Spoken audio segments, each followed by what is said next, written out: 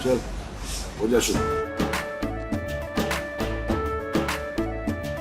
केसरिया से मन जोगी हुआ रे, दिल झूमे देखो पतवारा हुआ रे, दिल झूमे देखो पतवारा हुआ रे। हर पल मनाओ केसरी त्योहार। विमल, बोलो जुबान Kesari.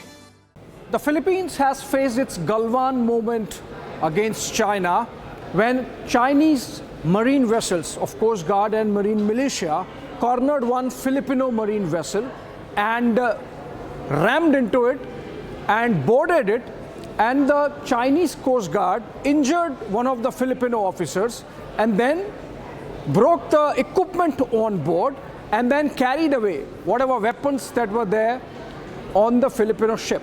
Now, this is a clear case of what the Filipinos have called Chinese piracy, an act of piracy, an act of Gundaism in the South China Seas by China.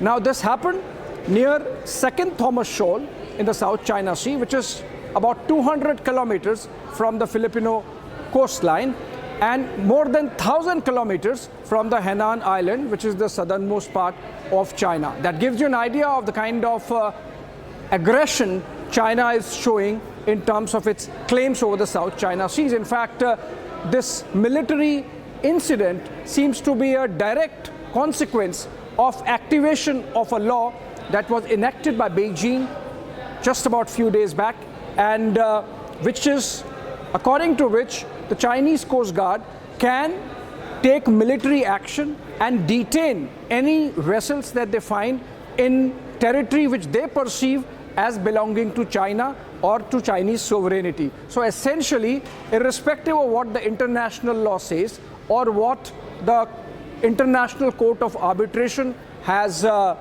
given an order on in terms of the coastline or the marine boundary between Philippines and China, what China decides is going to be the rule of law insofar as South China Sea is concerned, detrimental for world order, and that's why reactions have come in. The United States, an ally of Philippines, has called this absolutely unnecessary, unprovoked and irresponsible act by China against Philippines. Remember, Philippines happens to be a good friend of India. In fact, the only nation which has imported the BrahMos missiles from India. And in that sense, this is clearly a case of escalation, building up with Chinese Gundaism becoming visible. And why I say that this was almost like Galwan moment for Philippines, because the Chinese Coast Guard carried improvised weapons in the form of machetes, knives and spiked sticks to beat the Philippine marine officials that were on board. One of them is actually seriously injured, and that's why almost a similar incident along the lines of Galwan being faced by the Philippines military there in the seas. Now, this seems like a chessboard really panning out in the South China Seas, in Southeast Asia, in fact, because parallelly we have seen Beijing in aggressive diplomacy. Their Prime Minister Li Qiang has visited Malaysia and Australia over the last few days.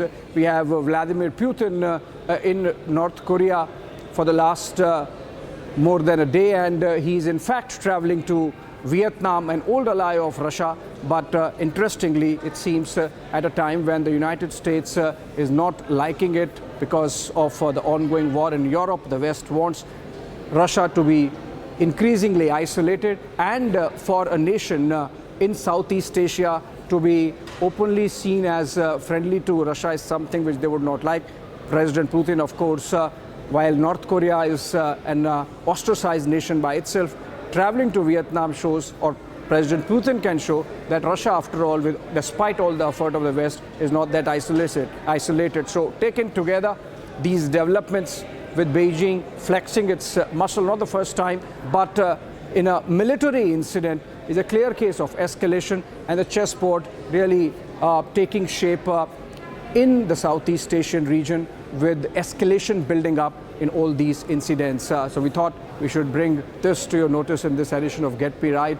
Philippines Galwan moment there, and the world reacting to Chinese aggression, how it takes from there on. would be interesting to watch out for.